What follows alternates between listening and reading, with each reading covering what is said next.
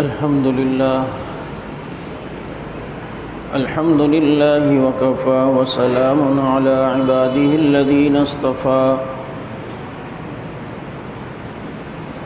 أما بعد فأعوذ بالله من الشيطان الرجيم بسم الله الرحمن الرحيم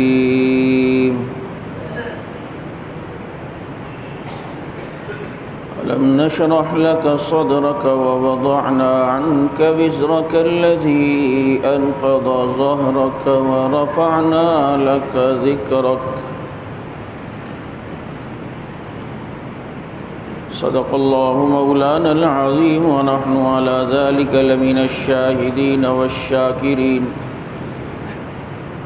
والحمد لله رب العالمين يا رب صل وسلم دائما أبدا على حبيبك خير الخلق كلهم هو الحبيب الذي ترجى شفاعته لكل هول من الأحوال مقتحم درود پاک.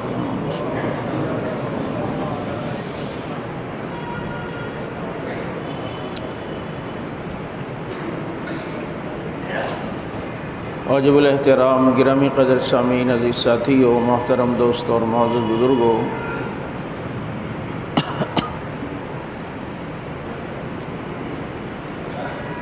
گزشتہ 2 جمعہ سے آپ حضرات کے سامنے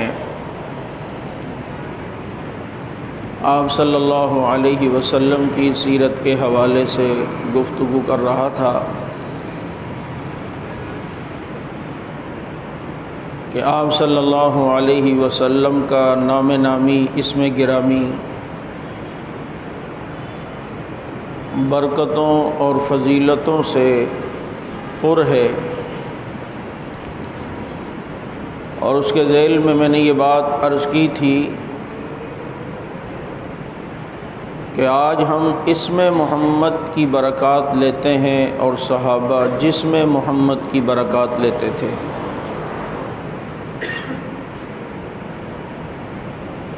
آپ صلی اللہ علیہ وسلم کی سیرت وہ صرف ربیع الاول میں بیان کی محتاج نہیں ہے، بلکہ ایک مسلمان اپنی زندگی کا ہر لمحہ سیرت کے مطابق اور سیرت کو سامنے رکھتے ہوئے اپنی زندگی کا ہر لمحہ گزارتا ہے۔ آپ صلی اللہ علیہ وسلم جن کو اللہ رب العزت نے عالمگیریت عطا فرمائی اور ساری دنیا کا نبی بنایا، اور آپ صلی اللہ علیہ وسلم کی نبوت ساری دنیا کے لیے آئی، اور آپ ساری دنیا کے نبی بن کر آئے۔ میں ایک جملہ عموماً کہا کرتا ہوں کہ آج یہود و نصارہ وہ کس منہ سے پوری دنیا میں اپنے اپنے مذاہب کو نافذ اور رائج کرنے کی فکر کرتی ہے۔ ہمارا سوال ہے دنیا یہودیت سے، تم موسیٰ علیہ السلام کے پیروکار ہونے کا دعویٰ کرتے ہو، کیا خود کبھی موسیٰ علیہ السلام نے یہ دعویٰ کیا ہے کہ وہ ساری دنیا کے نبی ہیں؟ عیسائیوں سے سوال ہے کہ کیا خود کبھی عیسیٰ علیہ السلام نے دعویٰ کیا ہے کہ وہ ساری دنیا کے نبی ہیں؟ بلکہ بائبل میں ہے کہ حضرت عیسیٰ فرماتے ہیں کہ میں بنی اسرائیل کی کھوئی ہوئی بھیڑیوں کو اللہ سے ملانے آیا ہوں، وہ تو آئے ہی صرف بنی اسرائیل کے لیے۔ جب ان مذاہب کے پیشوا رہنما اور جن کے یہ پیروکار ہونے کا دعویٰ کرتے ہیں، انہوں نے ساری دنیا میں اپنی نبوت کا دعویٰ نہیں کیا، تو ماننے والوں کو کیا حق پہنچتا ہے کہ وہ اس مذہب کو ساری دنیا میں رائج کرنے کی کوشش کریں؟ یہ حق صرف اور صرف اسلام کو ہے کہ مسلمان ساری دنیا پر اسلام نافذ کرنے کا حق رکھتا ہے، کیونکہ ہمارے نبی کو اللہ نے ساری دنیا کا نبی بنا کے بھیجا ہے۔ وما ارسلناک الا رحمۃ للعالمین وما ارسلناک الا کافۃ للناس وداعیا الی اللہ باذنہ وسراجا منیرا هو الذی ارسل رسولہ بالہدی ودین الحق لیظہرہ علی الدین کلہ وکفی باللہ شہیدا۔ یہ ساری عالمگیریت، ساری دنیا کے اندر اگر کوئی مذہب نافذ کرنا اگر ان کے ماننے والوں کا حق ہے تو وہ صرف اور صرف اسلام ہے۔ باقی کسی مذہب کے رہنما نے یا کسی مذہب کے بانی نے یا کسی مذہب کے آج نام لینے والا جس نبی کا نام لیتا ہے، اس نبی نے کبھی ساری دنیا میں اپنے دین کے نفاذ کا نہ اعلان کیا ہے نہ دعویٰ کیا ہے۔ وہ محدود علاقوں کے لیے آئے ہیں، وہ محدود ایریوں کے لیے آئے ہیں، وہ محدود محل وقوع کے نبی بن کر آئے ہیں۔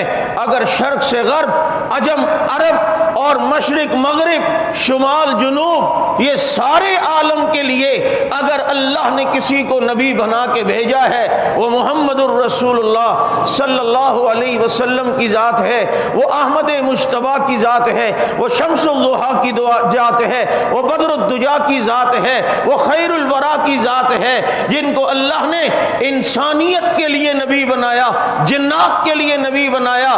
بلکہ میں نے یہ کہا تھا کہ راج کی رات سارے نبی پیچھے، ہمارے نبی کو آگے کھڑا کر کے اللہ رب العزت نے بتا دیا ہے اور باقی نبی تو امتیوں کے نبی ہیں، محمد الرسول اللہ صلی اللہ علیہ وسلم نبیوں کے بھی نبی ہیں، وہ نبیوں کے بھی رسول ہیں۔ ایسی عالمگیریت اللہ رب العزت نے کسی کو عطا نہیں کی۔ یہ اگر عطا کی ہے تو رسول اللہ صلی اللہ علیہ وسلم کو عطا کی ہے۔ اب سوال میرا یہ ہے، اللہ کے نبی دنیا میں آئے، آج ہم نبی کو پیغمبر انقلاب کہتے ہیں کہ ہمارے نبی کا انقلاب ساری دنیا میں پہنچا ہے، ساری دنیا میں گیا ہے، ہمارے نبی کا انقلاب لوگوں نے ساری دنیا میں دیکھا ہے، آج یہ نبی کا انقلاب سارے عالم میں پھیلا ہوا نظر آ رہا ہے۔ میرا سوال یہ ہے، ہم اگر پیغمبر کو پیغمبر انقلاب کہتے ہیں تو مجھے بتائیں پیغمبر نے کون سا انقلاب برپا کیا؟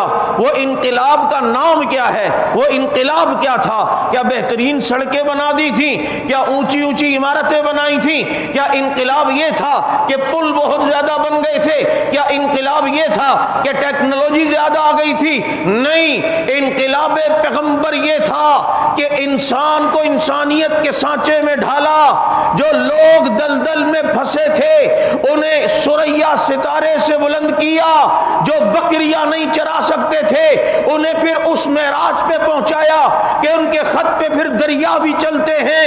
وَيُزَكِّيهِمْ، یہ پیغمبر کا انقلاب تھا۔ وَيُعَلِّمُهُمُ الْكِتَابَ وَالْحِكْمَةَ وَيُزَكِّيهِمْ، یہ نبی آئے، لوگوں کے دلوں پر محنت کی، پیغمبر نے لوگوں کے دلوں میں انقلاب برپا کیا، اور دنیا نے پھر وہ منظر دیکھا ہے کہ جو قوم ایک علاقے کی حکمرانی نہیں کر سکتی تھی، 65 لاکھ مربع میل پر اسلام کی حکومتیں کر کے دکھائی ہیں۔ یہ کس کی نظر تھی؟ یہ کس کی نگاہ نبوت تھی؟ اور نگاہ نبی میں وہ تاثیر دیکھی، بدلتی ہزاروں کی تقدیر دیکھی۔ یہ انقلاب، اس کا نام ہے صحابہ۔ پیغمبر کے انقلاب کا کیا نام ہے؟ اچھا، پھر دوسری بات، اب دشمنان اسلام نے مخالفت کرنی تھی اور اسلام نے پھیلنا تھا، اور نبی دنیا میں جس دن آئے، میں کہا کرتا ہوں عموماً آپ نے علماء سے سنا ہے، میرے نبی جب پیدا ہوئے سب سے پہلے سجدہ کیا، بیت اللہ میں رکھے 307 بت ٹوٹے، آتش ایران بجھی، کیسر و کسرا کے محلات اس میں زلزلہ آیا، نبی نے آتے ہی اپنے آنے کے مقاصد واضح کر دیے۔ اللہ نے بتا دیا کہ میں نے اس نبی کو اس لیے بھیجا ہے در در کے سجدوں سے بچا کر ایک در کا سجدہ کرواؤں گا۔ بتایا یہ سارے بتوں کو گرائے گا، بتوں کی نفی کرے گا، ہر باطل کا وہ ٹوٹے گا۔ بتا دیا، پیدا ہوئے، ایران کے محلات میں زلزلہ آیا، فارس و روم کے محلات ہلنے لگے۔ اب جب ان میں زلزلہ آیا، بتا دیا کہ ہر باطل کے ایوانوں میں زلزلہ برندام کرنے کے لیے آ گیا ہوں۔ اب مجھے بتاؤ یہ سارے کام ہوئے یا نہیں ہوئے؟ بعد میں 360 بت ٹوٹے یا نہیں ٹوٹے؟ ایران کی صدیوں پرانی آگ جل رہی تھی چمنی میں، اور اسے وہ آتش پرست لوگ بجھنے نہیں دیتے تھے۔ وہ آگ بجھی یا نہیں بجھی؟ یہ پیغمبر پیدا ہوئے، پیدا ہوتے یہ سارے کام ہوئے۔ سب سے پہلے نبی نے سجدہ کیا، 360 رکھے ہوئے بت ٹوٹے، آتش ایران بجھی، کیسر و کسرا کے ایوانوں میں زلزلہ آیا۔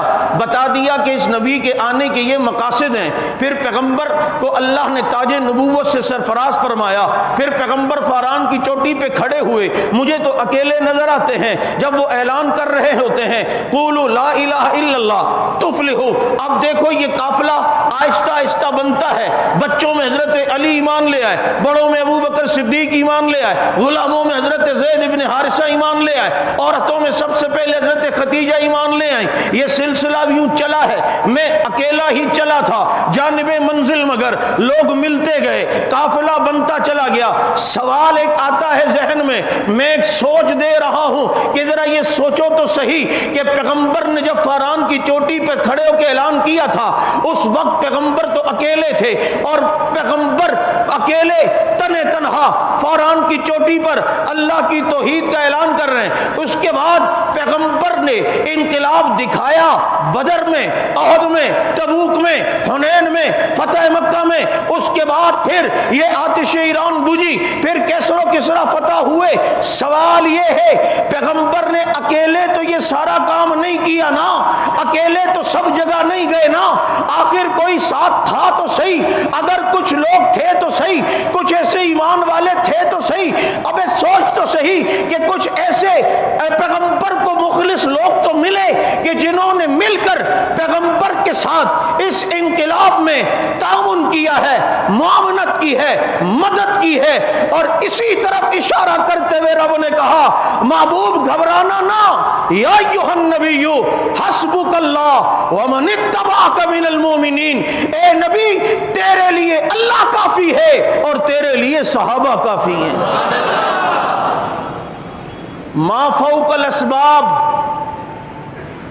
اللہ کافی ہے، ما تحت الاسباب ومن اتبعک من المؤمنین، تیرے لیے صحابہ کافی ہیں۔ پریشان نہ ہونا، تحت الاسباب بدر میں ان کو لے آ، فوق الاسباب میں فرشتے بھیج دوں گا۔ ما تحت الاسباب یہ تیرے ساتھ حنین میں ہوں گے، ما فوق الاسباب اللہ کی مدد آسمانوں سے آئے گی۔ یا ایھا النبی، اس جملے اس آیت پہ غور کرو، یا ایھا النبی حسبک اللہ، اے نبی تیرے لیے اللہ کافی ہے، ومن اتبعک من المؤمنین، اور اے نبی تیرے لیے صحابہ کافی ہیں۔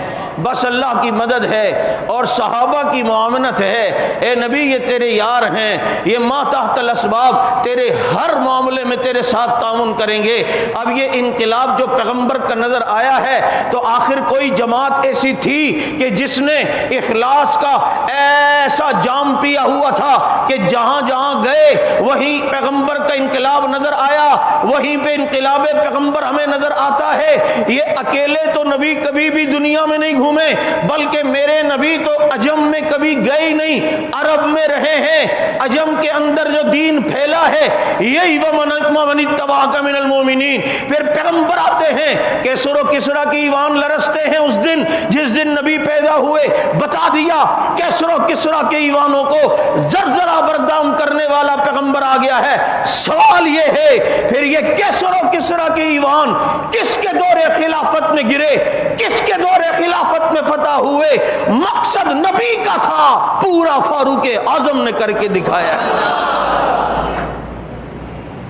پیغمبر آئے، جس دن پیدا ہوئے بیت اللہ میں رکھے 360 بت گرے، گرے یا نہیں گرے؟ بولو۔ اب جب نبی مکہ فتح کرنے کے لیے گئے تو 360 بت گرے تھے یا نہیں؟ اکیلے گئے یا ساتھ کوئی تھا بھی؟ بولو۔ اکیلے گئے یا ساتھ کوئی تھا بھی؟ تو کون تھا؟ 3-4 تھے؟ 4-5 تھے؟ یدخلون فی دین اللہ افواجا، فوجوں کی فوجیں تھیں، لشکر کا لشکر تھا،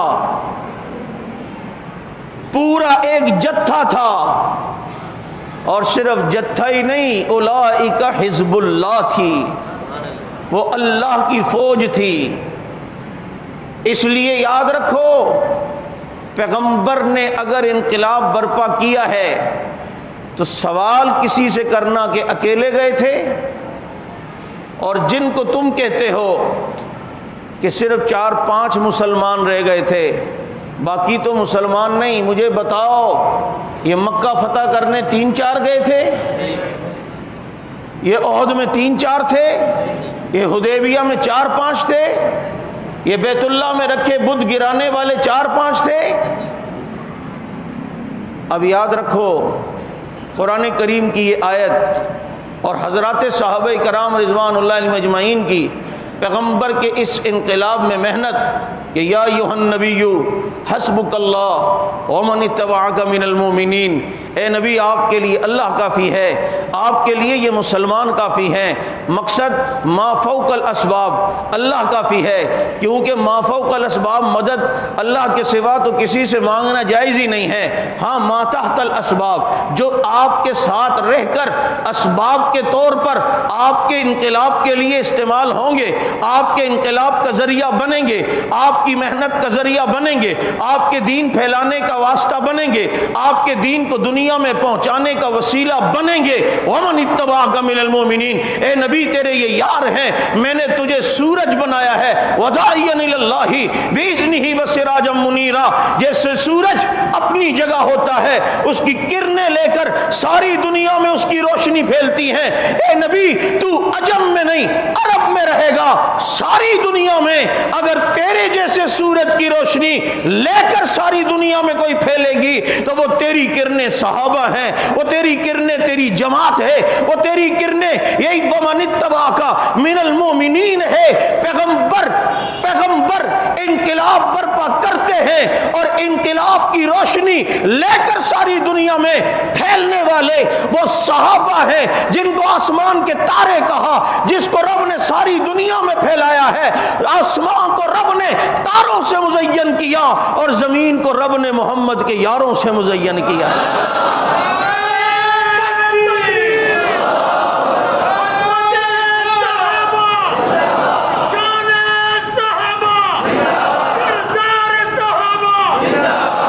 انقلاب سمجھو کہ پیغمبر کا انقلاب یہ دلوں پر ہوا ہے۔ بہترین سڑکیں نہیں بن گئیں، اونچی بلڈنگیں نہیں بن گئیں، بلکہ افراد تیار کیے ہیں جو در در کے سجدہ کرنے والے تھے، پھر ایک در پہ جھکنے والے بنے، پھر ایک رب کے سامنے جھکنے والے بنے۔ جبھی تو حضرت حسین رضی اللہ تعالیٰ عنہ پیغمبر کے نواسے، حاتم طائی کے نواسے کے ساتھ بیٹھے ہیں۔ حاتم طائی کا نواسہ فخری انداز میں کہتا ہے، میرا نانا جن کی سخاوت اتنی تھی اس نے اپنے محل میں 8 دروازے بنائے تھے، اور کوئی بھی محتاج آتا اس دروازے کو بند پاتا تو اس دروازے سے ملتا، اس دروازے کو بند پاتا تو اس دروازے کو، اگر کوئی دروازے بند تو کہیں نہ کہیں سے ملتا تھا۔ میرے نانا حاتم طائی نے 8 دروازے بتائے ہوئے تھے لوگوں کو۔ اب نبی کا نواسہ بولتا ہے، علی کا لخت جگر بولتا ہے، کربلا کا شہید بولتا ہے، کہتا ہے تیرے نانا نے تمہیں 8 دروازے بتائے تھے، میرے نانا نے ہمیں ایک ہی دروازہ بتایا ہے، اور تم کہتے ہو کہ وہ دروازہ بند تو ادھر، یہ بند تو ادھر۔ تیرے نانا کے بتائے ہوئے دروازے بند رہتے تھے، جو دروازہ میرے نانا محمد الرسول اللہ صلی اللہ علیہ وسلم نے بتایا ہے وہ کبھی بند ہوتا ہی نہیں تھا، وہ کبھی ایک لمحے کے لیے بند نہیں ہوا۔ اور تیرے نانا کیا دے سکتے؟ تیرے نانا نے جو دروازہ بتایا تھا، بتا وہ کیا کیا مل سکتا تھا، لیکن میرے نانا نے جو دروازہ بتایا تھا، عزت بھی وہیں سے ملتی ہے، دولت بھی وہیں سے ملتی ہے، محتاجگی کا دور ہونا بھی وہیں سے ملتا ہے، صحت بھی وہیں سے ملتی ہے، حاجتیں بھی پوری وہیں سے ہوتی ہیں، اولاد بھی وہیں سے ملتی ہے۔ تیرے نانا نے 8 دروازے بتائے تھے، میرے نانا نے ہمیں ایک ہی دروازہ بتایا۔ اور یہی بات شیخ عبد القادر جیلانی رحمۃ اللہ علیہ نے فرمائی۔ چونکہ میں نے اس طرف آنا تھا، یہ ربیع الثانی کا مہینہ ہے، اور اس میں شیخ عبد القادر جیلانی رحمۃ اللہ علیہ کی وفات ہے۔ 17 ربیع الثانی بعض روایات میں کہ حضرت پیران پیر رحمۃ اللہ علیہ فرماتے ہیں، یا طالب الاشیاء من غیر ایمان تعاقل هل شیء لیس هو فی خزائن اللہ۔ اللہ کے علاوہ دوسروں سے مانگنے والے تیرے اندر عقل ہی نہیں ہے، کیا کوئی ایسی چیز بھی ہے جو اللہ کے خزانے میں نہیں تو دوسروں سے مانگ رہا ہے؟ کوئی ایسی چیز بھی ہے؟ ایسے بڑے مواحد تھے پیران پیر شیخ عبد القادر جیلانی رحمۃ اللہ علیہ، آپ اس کا تصور نہیں کر سکتے۔ دنیا سے جاتے ہوئے اپنے بیٹوں سے کہتے ہیں، بیٹا لا ضار ولا نافع الا اللہ، نفع نقصان دینے والی ذات اللہ کے سوا کوئی بھی نہیں ہے۔ نفع بھی وہ دیتا ہے، نقصان بھی وہی دیتا ہے۔ ایسے موحد اور ایسے کامل دین پہ چلنے والے، کہا جاتا ہے کہ ایک دفعہ ایک مرید ان کے پاس رہا، خلافت دے کے انہیں رخصت کرنے لگے، تو اس نے کہا کہ حضرت شیخ اپنے خلیفہ کو کوئی جاتے ہوئے نصیحتیں کرتا ہے، کوئی وصیتیں، مجھے بھی کوئی نصیحت کر دیں۔ فرمایا کبھی خدا نہ بننا اور کبھی مصطفیٰ نہ بننا۔ انہوں نے کہا کیا مطلب؟ بھائی اس کو باہر بھیج دو یار، یہ کوئی ڈرامے تھوڑی چل رہے ہیں، سارے دیکھ رہے ہو، یہ نہیں کہ ایک آدمی خاموشی سے اٹھا لے، ساری تقریر کا مزہ خراب ہو۔ کہتے پاگل آئے ہوئے، ابے بھائی یہاں آتے ہی پاگل ہیں۔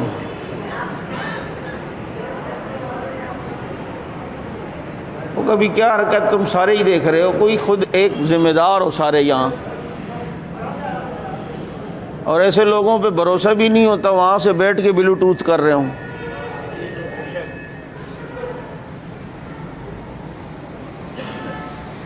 جو آدمی اپنی صفائی کا خیال نہ رکھ سکے، پتہ ہی نہ چلے کب پیشاب نکل جائے، ایسے لوگوں کو مسجد میں تھوڑی آنا چاہیے۔ درود شریف پڑھیں۔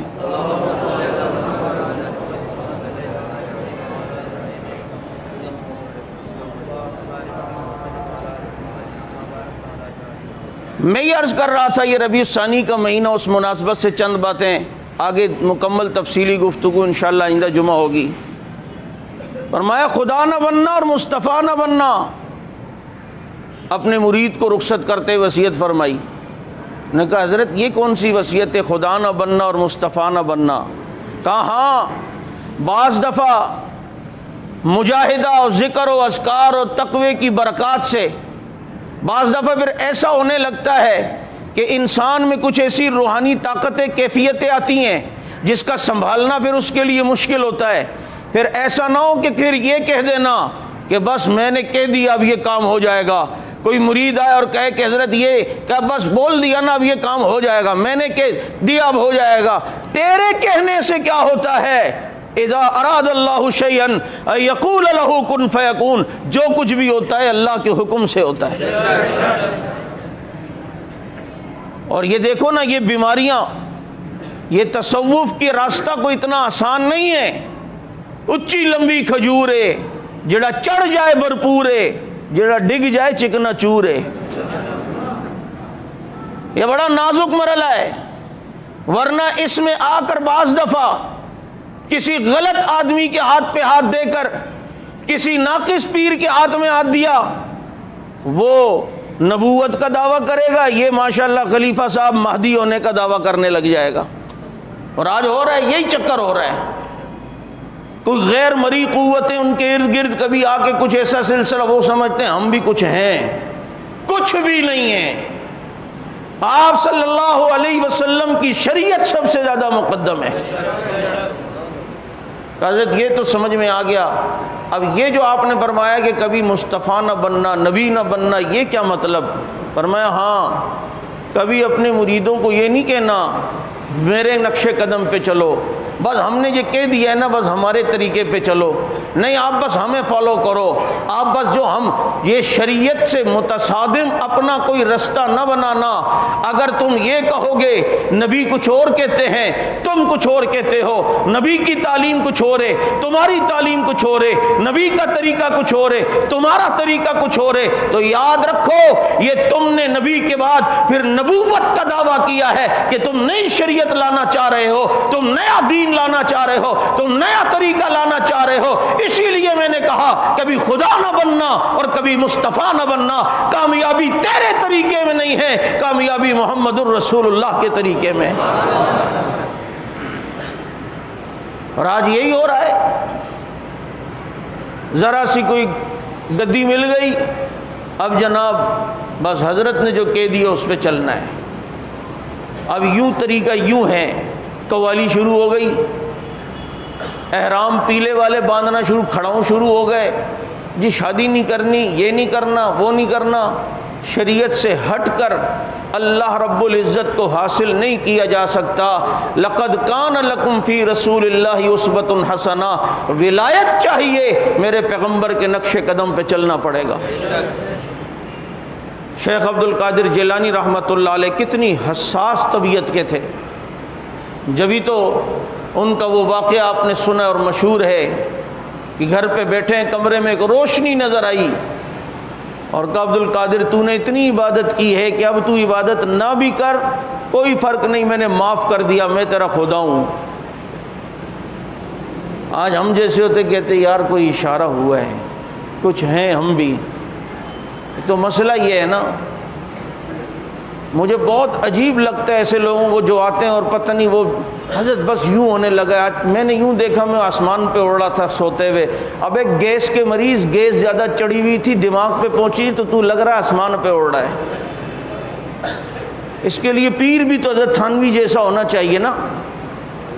ایک آدمی بیعت ہو کے گیا، کچھ عرصے بعد آیا حضرت تھانوی رحمہ اللہ سے، کہا حضرت جب سے آپ سے بیعت ہوا نا، آپ نے جو وظائف دیے، ذکر دیے، یقین کرے میں یوں آنکھیں بند کر کے اس کو کرتا ہوں، میری آنکھوں کے آگے روشنیاں روشنیاں نظر آتی ہیں، نور نور نظر آتا ہے۔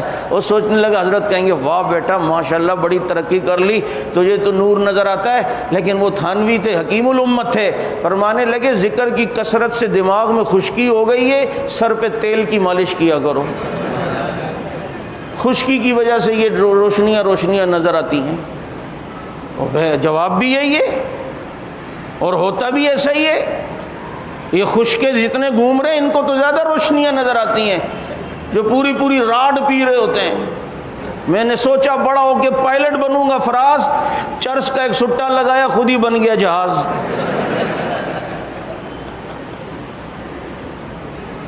تو اب جب آواز آئی تو پیران پیر رحمہ اللہ کو کہتے ہیں خداؤں میری عبادت نہ بھی کر تو کوئی مسئلہ نہیں، لیکن عالم تھے نا۔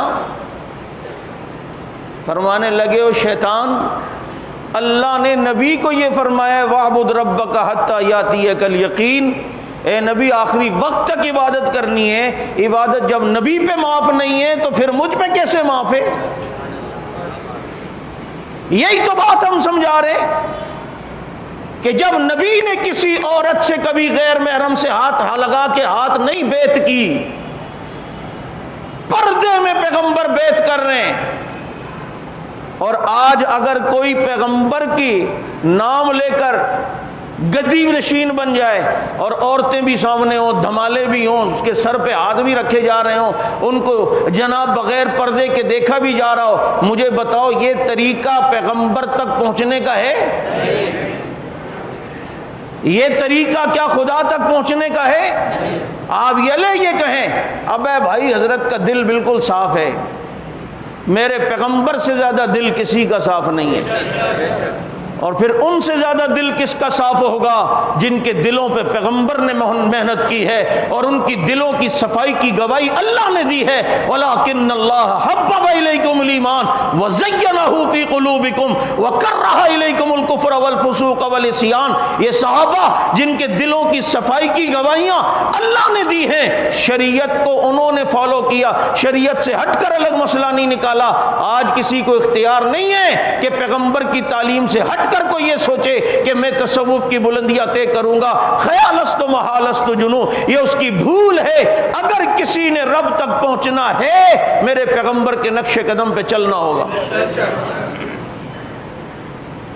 انشاءاللہ اسی عنوان پر آئندہ جمعہ بھی آپ حضرات کے سامنے گفتگو کروں گا۔ آپ جانتے ہیں کل خادم حسین رضوی صاحب کا انتقال ہوا۔ مسلکی اختلافات اپنی جگہ، لیکن بندے کی دیدہ دلیری اور کئی معاملات میں میدانوں میں آنا، ہم اس پر انہیں سلام پیش کرتے ہیں۔ ہم متعصب لوگ نہیں ہیں۔ اگر کوئی ختم نبوت کے لیے میدان میں آتا ہے ہمارے سر کا تاج ہے، اگر کوئی صحابہ کی عظمت کے لیے میدان میں آتا ہے تو صحابہ کا جو غلام ہے ہمارا وہ امام ہے۔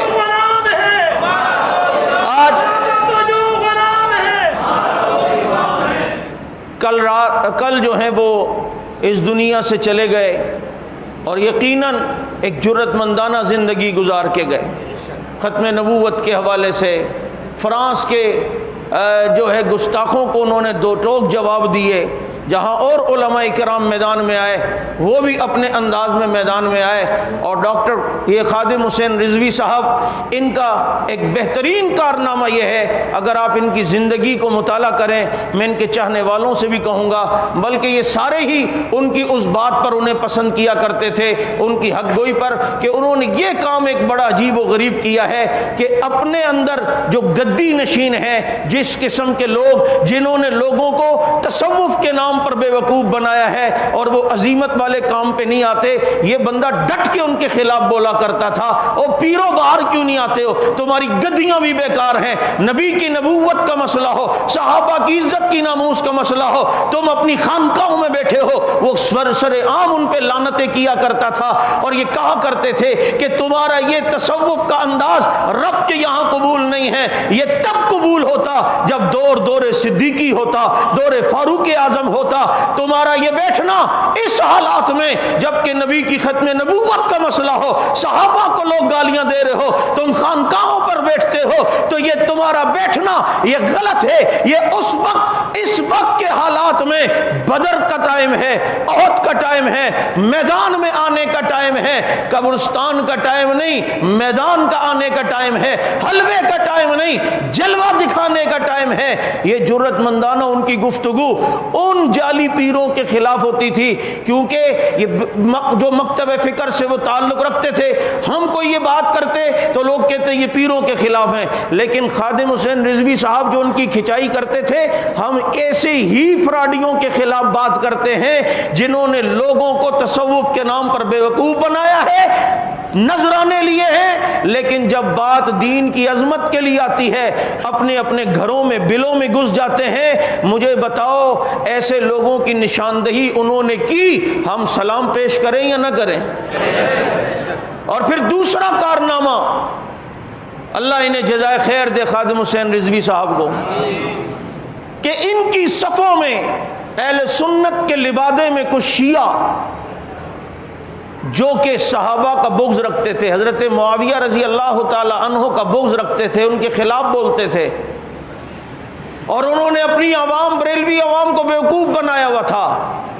خادم حسین رضوی صاحب نے ایسے فراڈیوں کا بھی تعاقب کیا، اور پھر ان کے وہ مشہور جملے جو حضرت معاویہ کی توہین کرنے والے تھے جو لوگ انہی کی صفوں میں، تو در در کتےو تسی ان صحابہ نو پہ گئے ہو، اور تمہاری حرکتوں پہ لعنت ہو، اور پھر دو ٹوک جواب دیا اور بتایا ہے کہ بریلویت اصل میں امیر معاویہ رضی اللہ تعالیٰ عنہ کے ماننے کا نام ہے، کہ احمد رضا خان صاحب نے خود لکھا ہے کہ جو حضرت معاویہ پہ بھونکے وہ جہنمی کتوں میں سے ایک کتا ہے۔ یہ کہا یا نہیں کہا؟ ایسے فراڈیوں کا انہوں نے تعاقب کیا۔ خادم حسین رضوی صاحب، یہ ہماری ساری جماعت آپ کو سلام پیش کرتی ہے کہ آپ نے اس معاملے میں حق ادا کیا۔ اور ابھی دو دن پہلے ان کا جو بیان تھا طاہر القادری کے خلاف، طاہر القادری کے خلاف، کیونکہ طاہر القادری نے یہ ڈنمارک والے مسئلے پہ، یہ فرانس والے معاملے میں، آپ نے اس کا بیان سنا ہوگا، جب اس سے انٹرویو لیا جا رہا تھا فرانس کے متعلق، چونکہ وہ بیٹھا وہ ان کی گود میں تو ان کے خلاف تھوڑی بول سکتا ہے، تو اس نے کہا کہ فرانس والوں کو خاکے بنانے کا حق ہے، کیونکہ ان کے اوپر اسلام فالو نہیں ہوتا۔ یہ مسلمان کے لیے کہ وہ نبی کی توہین نہ کرے، جو مسلمان نہیں ہے اس کے اوپر شریعت لاگو نہیں ہے، جس پہ شریعت لاگو نہیں ہے وہ جو کچھ کرنا چاہے وہ اس کا مکلف ہی نہیں ہے، شریعت کے معاملات کا مکلف ہی نہیں ہے۔ اور ظالم اگر وہ اپنا کام کرے گا تو پھر مسلمان اپنا کام کرے گا، اگر کوئی کعب بن اشرف یہودی اپنا کام کرے گا تو محمد بن مسلمہ کے چاہنے والے پھر اپنا کام کریں گے۔ کیا پیغمبر نے اپنی زندگی میں کسی کافر کو اپنی توہین کرنے کی اجازت دی ہے یا اس کو برداشت کیا ہے؟